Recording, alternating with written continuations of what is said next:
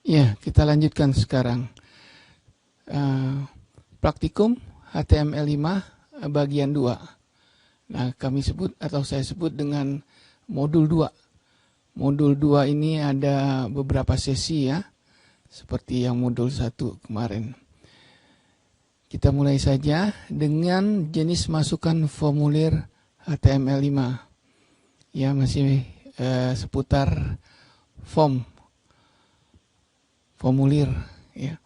Oke, ini seperti biasa doctype jelas, nama file ini modul salah ketik modul 02, jadi selalu 02 sesi yang pertama ya. Nah, ini keterangannya formulir masukan HTML5 tipe dan atribut, type dan atribut ya. Kita lihat di sini seperti biasa ada HTML dulu, buka kurung lancip, kemudian ada head, ditutup dengan head. Ini standar saja. Tipe masukan baru HTML5. Jadi ini untuk tahu di tabnya ya. Oke, langsung saja ke body. Kita lihat di sini body, nanti mesti ditutup dengan body juga. Nah, di sini demo tipe masukan baru HTML5 dipakai judul ya, header H1 gede. Paragraf tulisan ini berupa paragraf nantinya. Formulir ini mendemonstrasikan tipe tempat masukan baru HTML5 yang diperlukan dan atribut autofocus. Kita lihat ya. Sama form, metodenya post. Ini kemana mau kita masukkan formulirnya. Hati-hati di sini actionnya. Oke, kemudian ada label, terus warna, input type sama dengan color autofocus. Ya, Anda perhatikan lagi input type. Di sini void ya. Jadi ini tipe elemen void. Kode heksadesimal, kode seperti ini ya, label. Jadi colornya bisa kita buat dengan kode ya, kita lihat aja nanti. Kemudian ada label lagi, tanggal, input tipenya tanggal, terus ada ini ya, sama. Kemudian waktu lokal, time lokal dan seterusnya. Ini mengenai tipe dari input.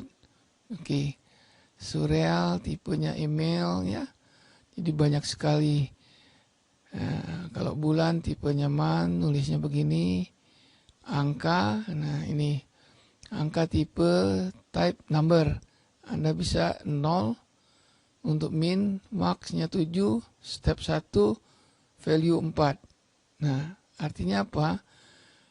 Minimum Anda bisa mengetik angka 0.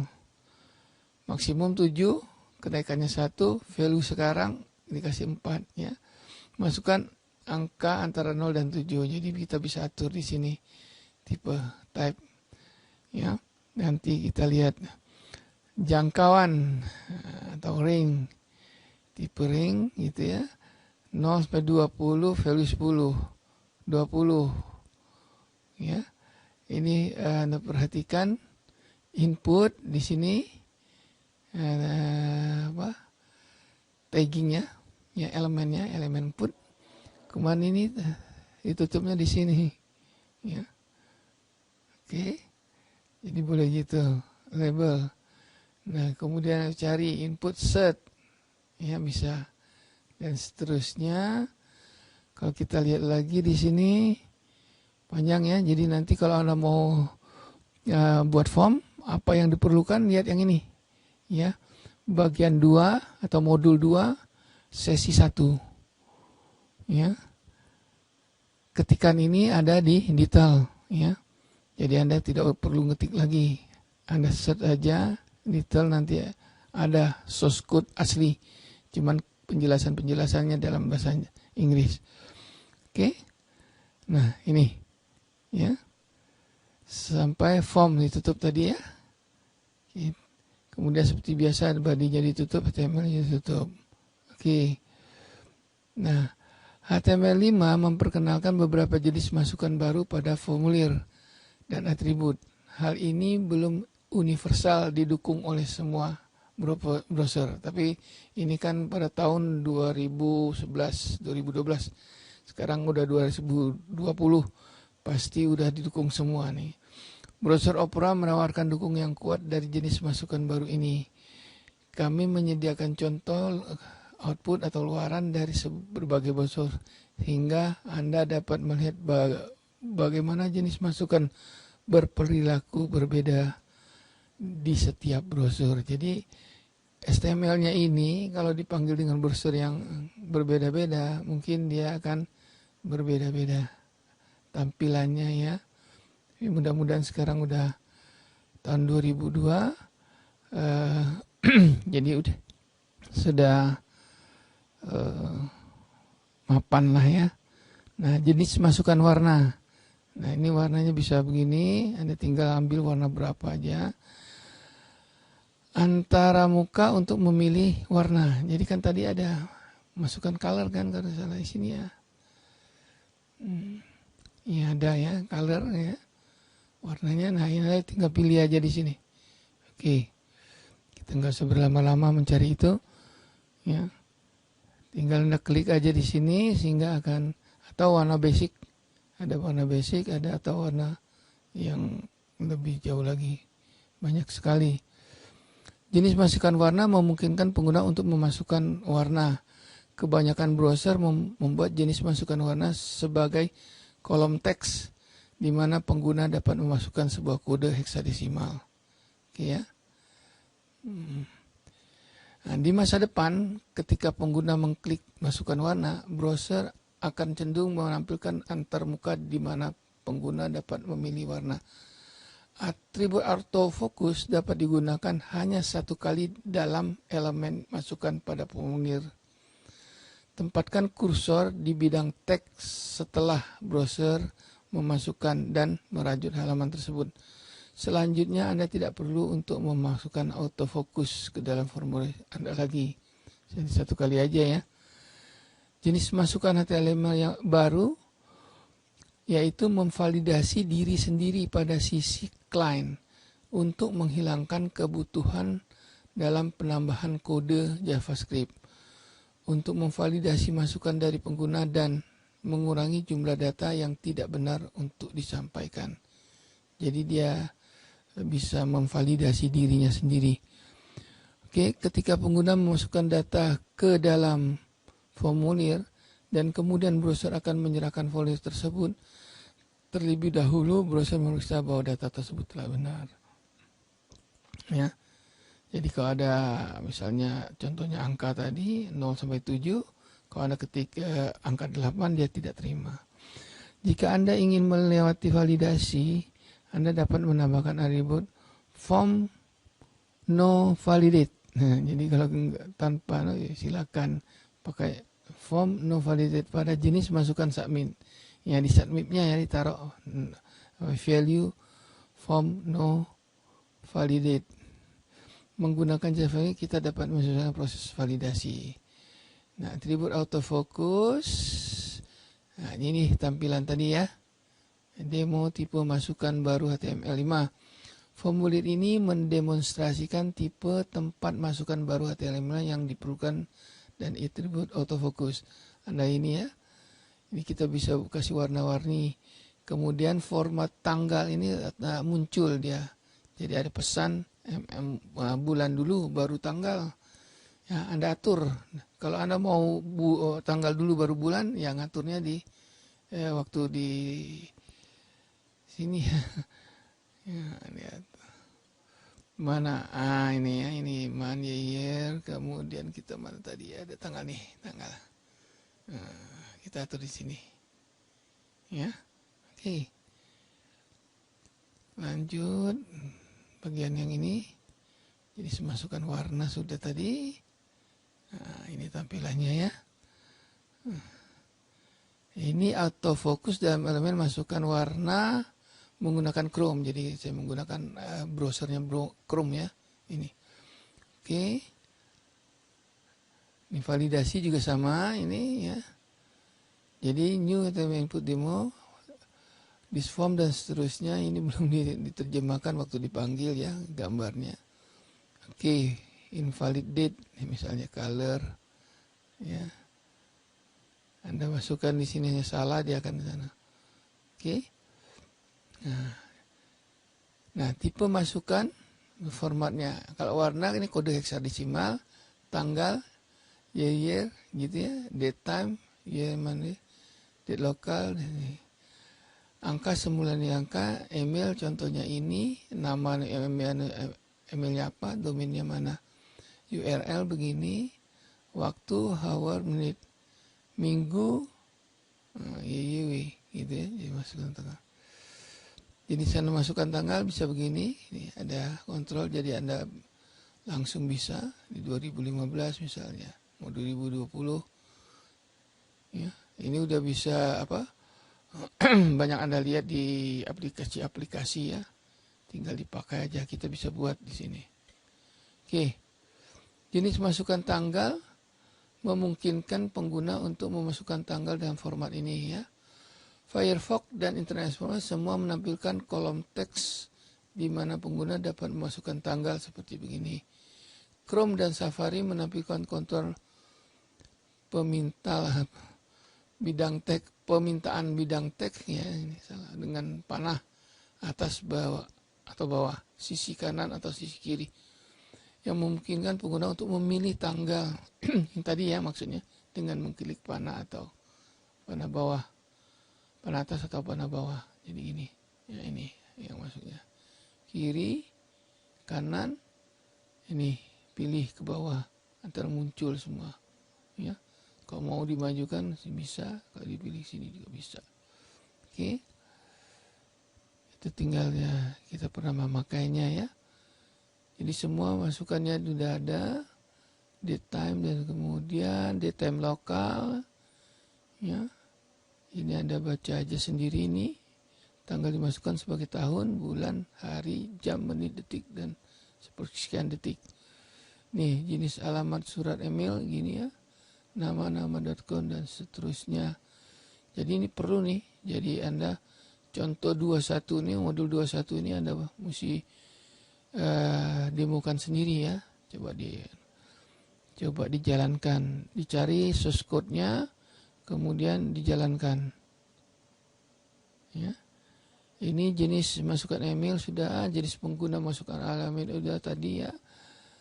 Oke, HTML tidak memvalidasi apakah alamat email yang dimasukkan oleh pengguna benar-benar ada. Jadi ada atau tidak itu tidak divalidasi. HTML hanya memvalidasi bahwa informasi tersebut harus dalam format yang tepat. Jadi keberadaan emailnya itu nggak divalidasi. Tapi kalau formatnya itu yang divalidasi. Jadi sekali Anda mengetik dengan format email yang benar, ya diterima. Apakah sampai atau tidak itu bukan urusan dia. Oke, atribut placeholder mungkin Anda untuk menempatkan teks sementara di kolom teks. Jadi placeholder itu jadi ada tulisan contoh untuk masukan. Ya. Umumnya teks placeholder adalah berwarna abu-abu, terang dan seterusnya ya. Oke, ketika kursor ditemukan di bedang teks atau kursor berada di kolom teks, placeholder teks akan hilang atau tidak disampaikan ketika pengguna mengklik tombol submit ya. Jadi teks yang akan kita ketik itu menggunakan placeholder, maka ada contohnya. Misalnya nama, ada contoh nama siapa yang sebelumnya ada, atau tanggal dengan formatnya gitu ya. Oke, menambahkan deskriptif teks di kanan setiap elemen masukkan dalam kasus browser menggunakan tidak mendukung teks placeholder. Jadi kalau misalnya ada browser yang tidak mendukung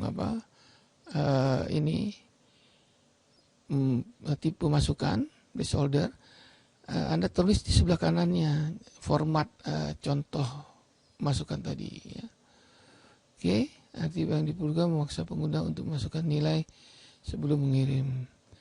Anda dapat menambah apa yang diperlukan untuk setiap jenis masukan. Jika pengguna gagal untuk memasukkan butir yang diperlukan, sebuah call out, jadi sebuah pesan menunjukkan ke elemen kosong muncul meminta pengguna untuk memasukkan informasi. Ya. Oke, ini dia, ini atribut anunya. Contohnya atribut placeholder-nya. Bidang tag dengan berwarna teks, placeholder berwarna abu-abu nih, contoh. Jadi tertulis ini. Kalau brosurnya mendukung, ini terlihat di sini. Tapi kalau tidak mendukung ini, tipe masukan placeholder, kita tulisnya di sini. Jadi format ini tulis ini. Ya. Oke. Nah, sekali kita klik, hilang tulisan ini, langsung kita ganti dengan nama yang akan kita masuk. Oke. Nah, atribut acquire sama juga ya, hampir sama, surreal. Jadi harus ada. Jadi kalau nggak ada nggak bisa gitu. Please fill out this field. Jadi kalau ada kita minta atribut require tipenya, jadi masukan ini harus ada. Kalau Anda maksa tidak ngisi, ya nggak jalan programnya gitu ya. Jadi ada require atribut tipe, ya, tipe require atributnya itu. Nah ini jadi bagus sekali ya modul 21 ini. Jadi kita bisa ngatur semua yang akan kita, ya. Telepon juga ada formatnya begitu ya. Nah ini kebetulan browser yang saya pakai Chrome, jadi mendukung semua nih, kelihatan ya. Tapi kalau Anda bagusnya memang taruh di sebelah kanan juga. Karena apa? Ada browser yang tidak bisa menampilkan ini. Jadi pesannya ditaruh di sebelah kanan. Lihat aja contohnya. Ya, kemudian ada minggu, week, dan seterusnya. Nih, submit biasanya Anda klik ini, maka formnya akan dikirim. Oke. Itu cara bikin formulir masukan. Ya. Nah, jenis masukan bulan sama ya, ini dijelaskan satu-satu ya. Jadi kalau Anda bulan, Anda tinggal ini ada panah bawah, panah atas, panah bawah. Ya, Anda perhatikan di sini ya, tinggal dipilih. Ini tampil otomatis ya dengan HTML5 dengan tanggal ini. Ya, terus jenis masukan angka ya. Jenis masukan angka juga sama. Ya. 0 sampai 7, default tadi 4 ya. Maka tertulis langsung 4 gitu. Jenis angka dengan atribut set memberikan nilai 4 pada Chrome. Ini saya pakai Chrome. Jadi ya, tadi ada angka 4 kan? Itu nilai default. Nilai default itu nilai yang diberikan oleh komputer apabila si pengguna tidak memasukkan nilai. Jadi Anda bisa langsung enter, tapi nilainya diterima 4 itu. Oke, nilai default itu namanya. Kemudian begitu juga ini.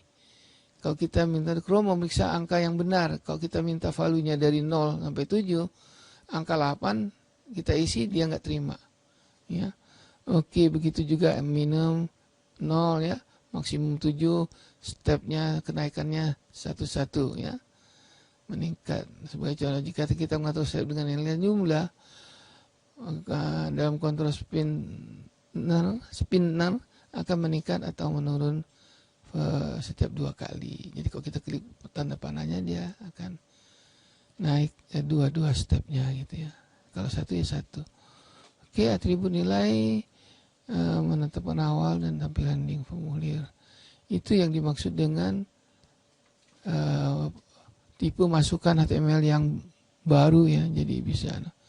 Jadi masukan range juga ada ya. Jadi kita minta angka berapa gitu, jangkauannya dari 0 sampai 20 dan seterusnya ini. Jadi masukan kisaran muncul pada sebagai kontrol geser di Chrome, Safari dan Opera. Ini browser semua. Anda dapat mengatur minimum dan maksimum menentukan sebuah nilai. Tombol geser muncul pada nilai dalam kisaran saat dokumen HTML diberikan. Jadi kita bisa, kalau kita range, kita akan diberikan kayak ginian. Ya. Bagus, jadi formulir kita bervariasi.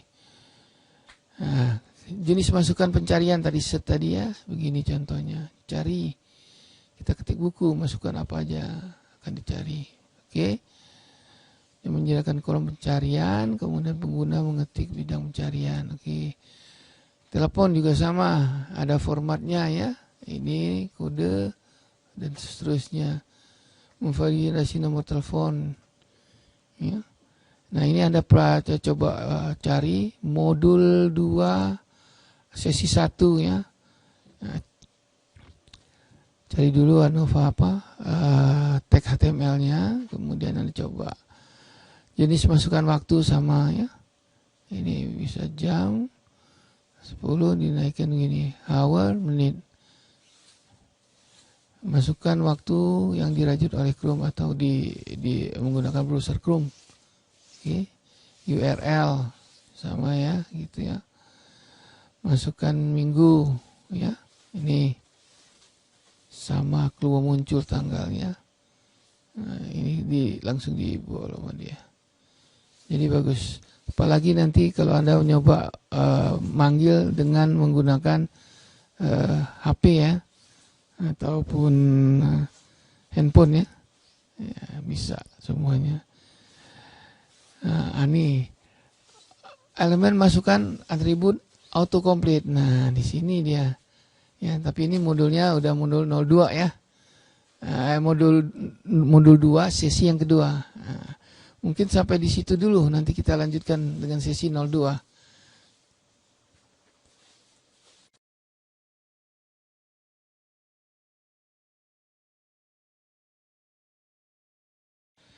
Ya, kita lanjutkan dengan sesi 2 untuk modul yang kedua ini ya.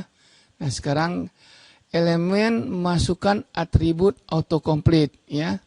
Jadi di sini kalau kita lihat ya, seperti biasa ada doctype, ada keterangan ya. Di sini ada keterangan atribut autocomplete dan elemen data list formulir baru HTML5 ya. Sama ini. Nah, title-nya agak panjang, kita ambil dari atas saja yang keterangan, kita masukkan sini title-nya, boleh ya. Kemudian yang ini body demo autocomplete data list. Formulir ini mendemonstrasikan atribut autocomplete HTML5 yang baru dan elemen data list ya. Oke, Anda lihat. Sama form kita dulu, kita mulai dengan form, ininya taggingnya, post ya, metodenya. Jadi ini atribut, ini nilainya. Nah, di sini ada atribut lagi nih, atribut autocomplete. Ini tulisannya mesti begini, nilainya on. Nah, kalau kita on kan, jadi semua yang ada di form ini, yang harus kita isi, harus dicek semua. Kalau semuanya diisi baru dia bisa diterima semua nilai ini yang kita masukkan. Tapi kalau masih kurang, dia tidak akan jalan gitu ya. Oke. Nah, ini saya rasa ya berikut ini input type dan seterusnya, ini input lagi ya. Ini udah sama dengan yang di atas tadi, yang modul sesi 1 ya. Modul 2 sesi 1 tadi. Jadi untuk autocomplete ini sebenarnya ya cuma di sini di on kan. Nah, tapi kok kita tidak menyebutkan ini, ya defaultnya off. Ya, jadi kalau Anda ketik tanpa ada masukan yang kurang ataupun belum ada yang diisi, dia terima aja tuh ya. Coba kita lihat ininya penjelasannya ya. Nah, ini formulir yang dirajut dengan Chrome sebelum pengguna berinteraksi dengan formulir tersebut ini. Jadi formulirnya demo atau commit dan data list. Formulir ini seperti yang ditulis di programnya ya. Oke. Kemudian ini submit, oke. Itu A. Kemudian B. Autocomplete otomatis menampilkan data yang sebelumnya pernah dimasukkan. Klik data tersebut untuk memasukkannya pada bidang masukan. Jadi misalnya udah pernah diketik ya, Misalnya saya ketik nama Edi, akan langsung nama akhir nih. Baru E aja udah keluar Edwin ya, tinggal klik aja, enter aja. Klik langsung ditulis. Jadi kita mempercepat untuk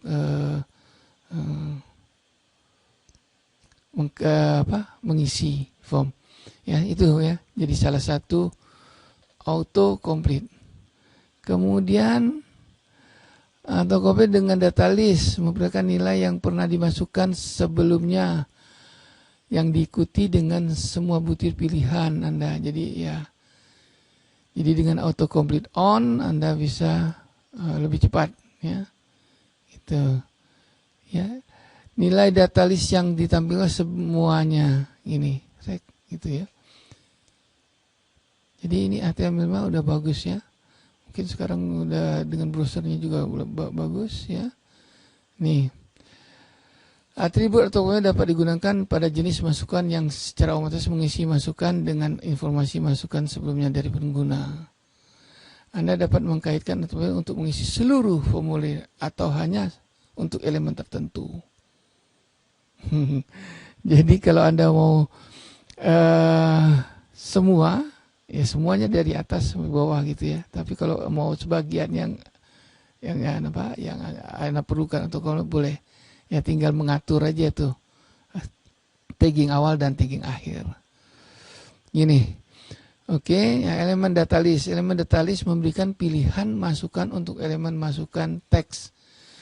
Browser dapat menggunakan pilihan ini untuk menampilkan pilihan atau komen kepada pengguna. Ya, jadi itu contohnya di atas tadi udah.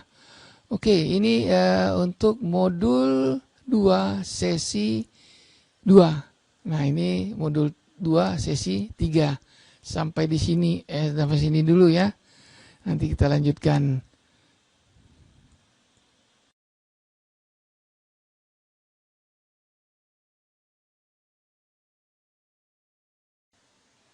Ya, lanjut lagi ya. Nah, sekarang modul 2 dengan sesi 3.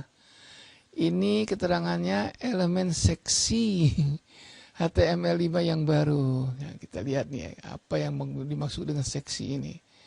Ya seperti yang sudah harus ada title-nya biar kita tahu bahwa yang kita jalankan tuh apa judulnya ya, title-nya apa. Elemen seksi elemen HTML5 yang baru. Nah ini. Kita lihat di sini Anda perhatikan ya. Ada head jelas ya.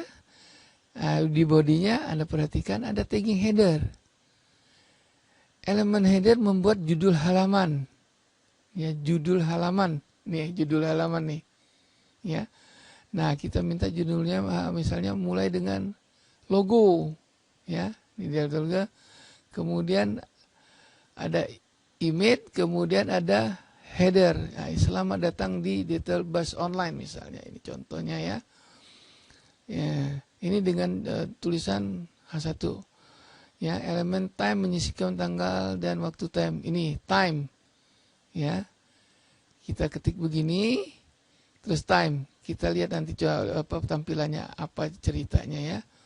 Nah, header ditutup dengan header. Jadi judul halaman itu kita buat bisa dengan elemen header atau tagging ya.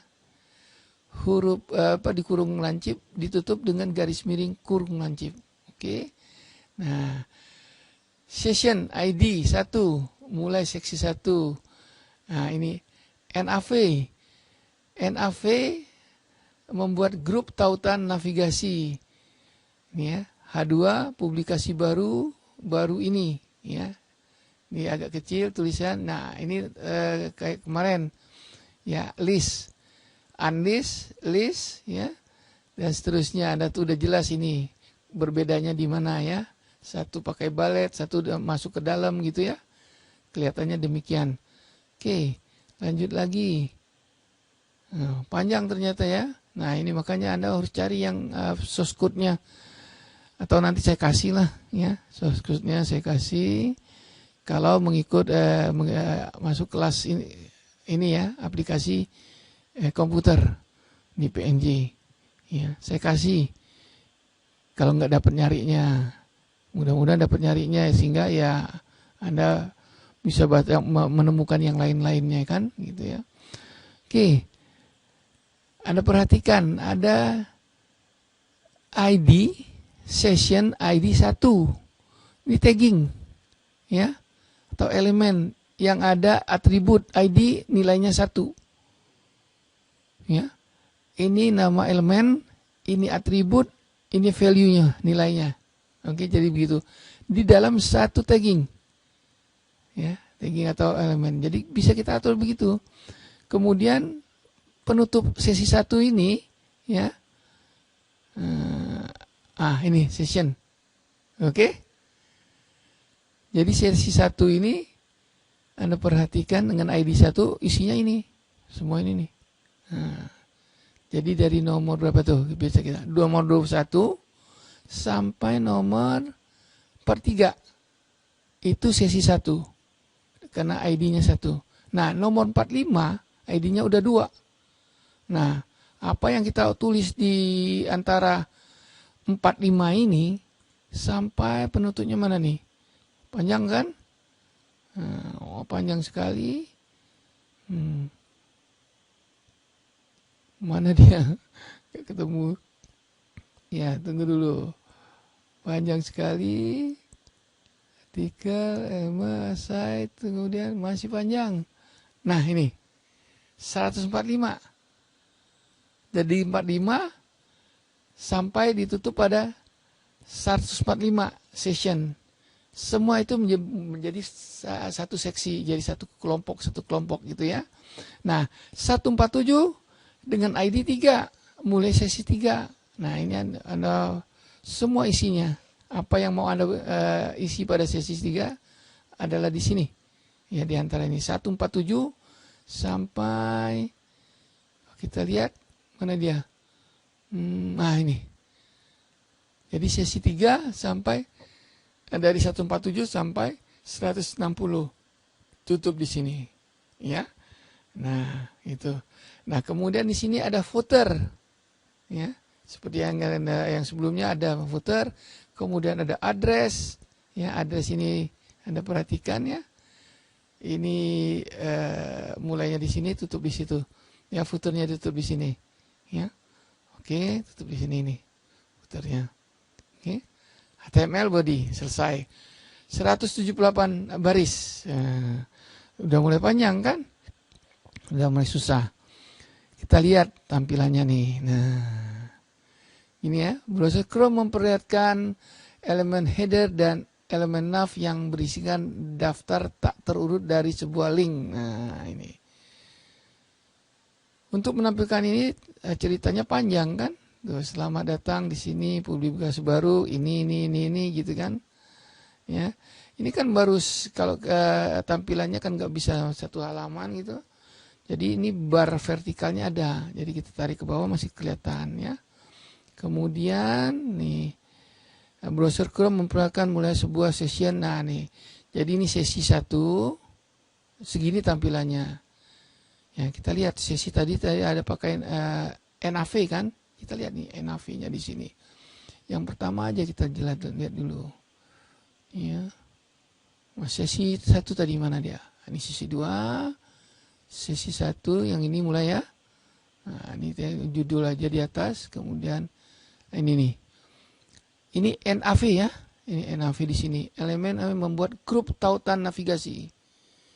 Ya, ini list tadi, 1 nav ya. Kemudian mana nav lagi? Tutup navnya di sini. Jadi sesi 1 ada satu kelompok nav. Ya. Isinya ini. Ya, kalau kita lihat tampilan ini ya, yang tadi segini kan. Visual Basic 2010 How to Program misalnya ya. Kita lihat tulisan ini di mana?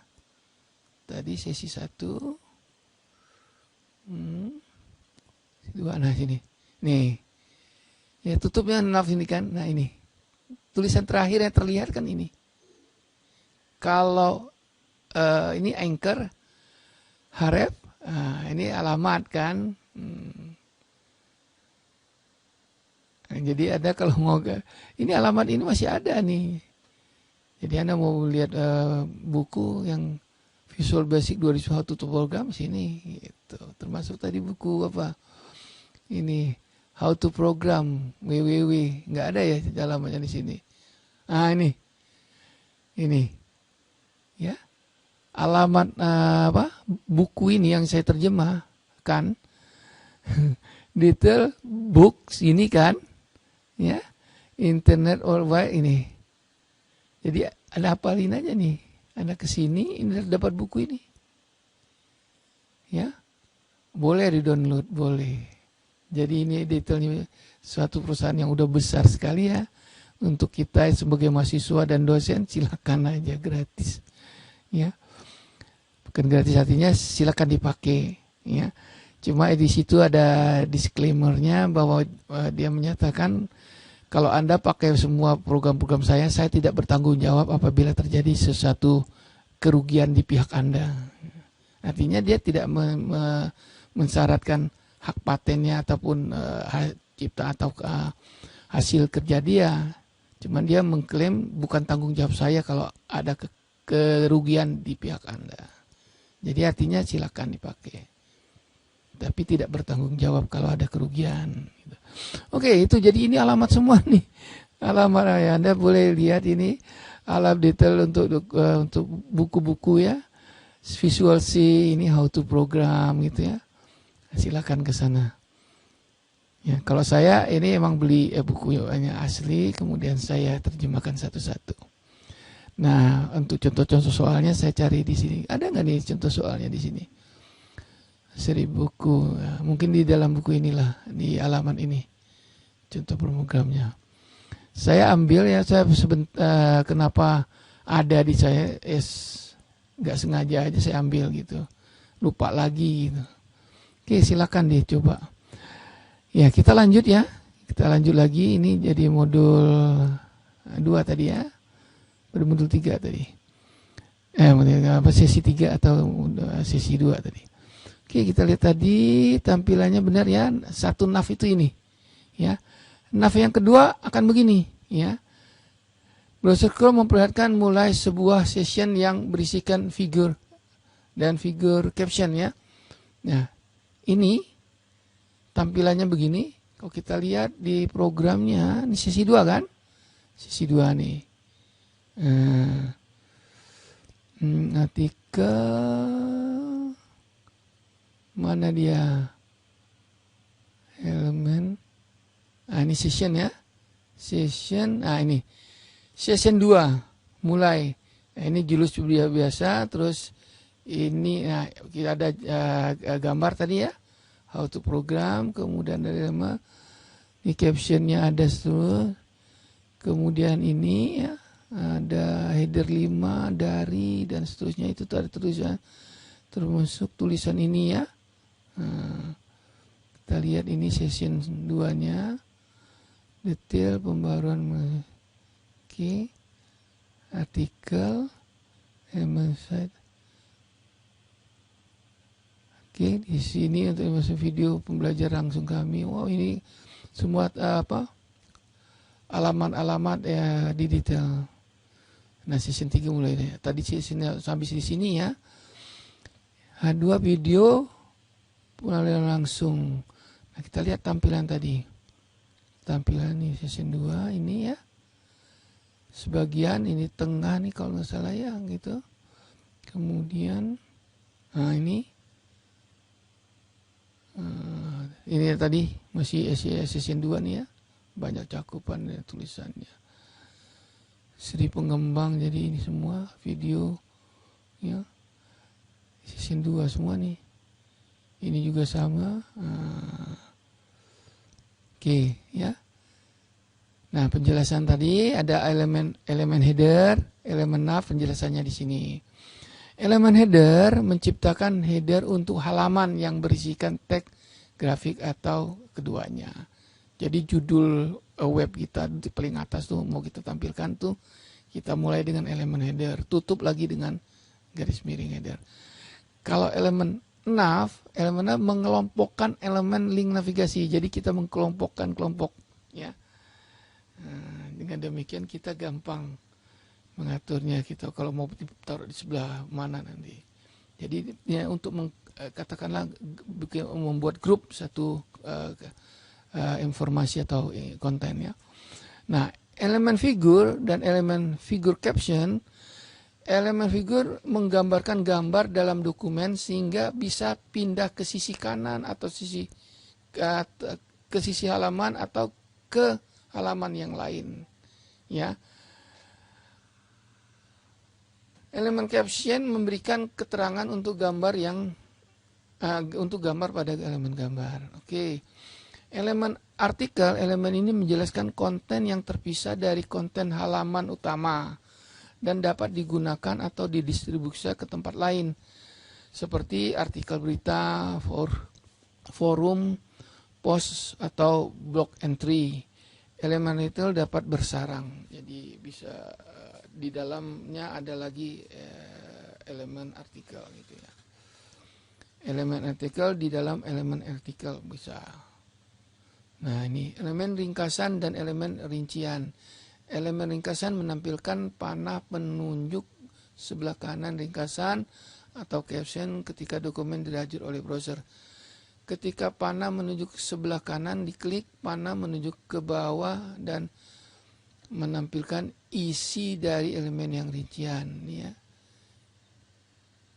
Testimoni ya ke kanan atau panah bawah ya ke bawah. Itu ya. Anda lihat aja demonya, Anda cari aja demo sendiri ya.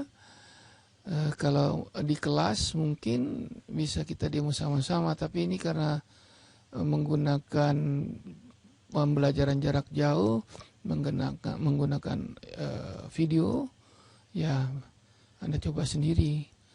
Elemen section, elemen bagian menggambarkan, section ini terjemahan elemen section ya, harusnya nggak usah diterjemahkan nih. Elemen section atau elemen bagian menggambarkan bagian dari sebuah dokumen, biasanya dengan judul untuk setiap bagian ya. Dengan ID tadi, ID itu bisa angka, bisa nama dan seterusnya ya, value-nya itu. Elemen session juga dapat bersarang, elemen bagian dapat bersarang.